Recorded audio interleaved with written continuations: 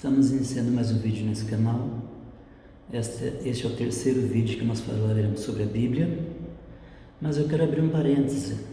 Eu quero dizer para vocês que a Bíblia não foi escrita de modo cronológico. Enfim, as histórias contadas na Bíblia não seguem exatamente a mesma ordem, tá? Mas nós falamos primeiramente sobre a criação, Adão. Depois nós falamos sobre o dilúvio e agora nós falaremos sobre a Torre de Babel. Eu quero ler um trecho bíblico aqui e depois nós vamos comentá-lo. Logo depois que Noé desceu da arca, ele tinha 3 filhos e 3 noras, vocês lembram, né? Então vamos lá. No mundo todo havia apenas uma língua, um só modo de falar. Saindo os homens do Oriente, encontraram uma planície em Sinear, e ali se fixaram. Disseram uns aos outros: vamos fazer tijolos e queimá-los bem. Usavam tijolos em lugar de pedras, e piche em vez de argamassa.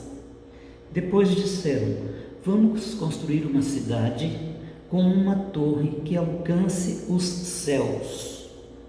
Assim nosso nome será famoso e não seremos espalhados pela face da terra. O Senhor Deus desceu para ver a cidade e a torre que os homens estavam construindo. E o Senhor disse: eles são um povo e falam uma só língua.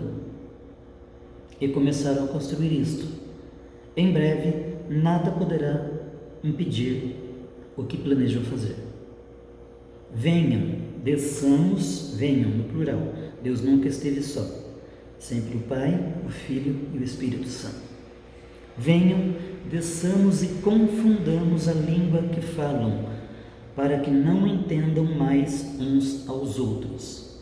Assim o Senhor os dispersou dali por toda a terra e pararam de construir a cidade. Por isso foi chamada Babel, porque ali o Senhor confundiu a língua de todo mundo. Dali o Senhor os espalhou por toda a terra. Logo, Babel significa confusão. Os filhos de Noé tiveram muitos filhos e Noé teve um bisneto chamado Nimrod. Ele era um homem mau que caçava e matava tanto animais como pessoas. Nimrod fez de si mesmo rei sobre todas as outras pessoas. Deus não gostava de Nimrod. Todos naquele tempo falavam uma língua só e Nimrod quis que todos ficassem juntos para que pudesse governá-los. Sabe o que ele fez? Ele construiu a cidade porque ele queria ter o poder sobre aquelas pessoas. Mas, como eu já dito, Deus não tinha essa pretensão. Deus queria que os homens espalhassem e povoassem a terra, uma vez que ele havia destruído toda a humanidade, conforme o vídeo A Arca de Noé. Então, ele foi fundador de algumas cidades. Ele também foi descrito como um poderoso caçador perante o Senhor. Isso provavelmente significa que ele era um tirano e, devido às suas conquistas, foi um dos primeiros homens realmente poderosos da história da humanidade. Ele é chamado de guerreiro, e isto certamente implica que Nimrod era um tipo de herói, no aspecto de poder, é claro, da antiguidade. O historiador judeu Flávio Joséfo, em sua obra Antiguidades Judaicas, descreve Nimrod como um grande tirano que constantemente se dedicava a afastar os homens de Deus.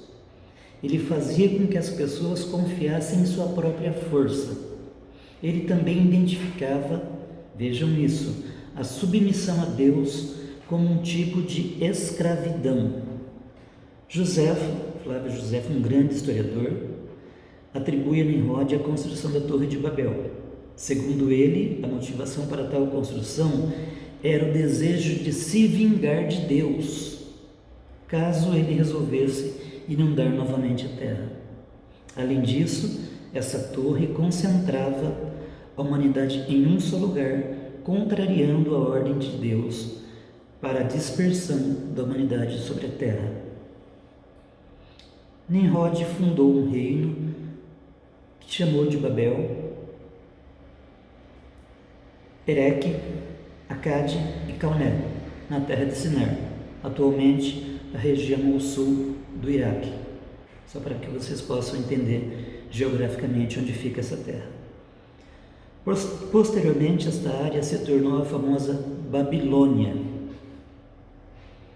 E depois Nimrod fundou também outras cidades na região da Síria,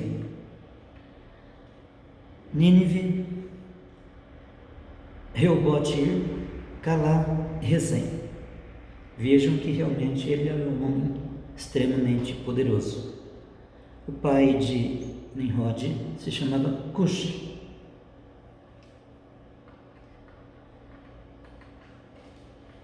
Vamos lá.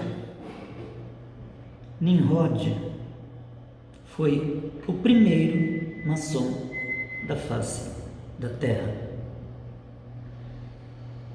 Eu falei vagamente sobre a Torre de Babel, mas eu quero falar profundamente sobre Nimrod.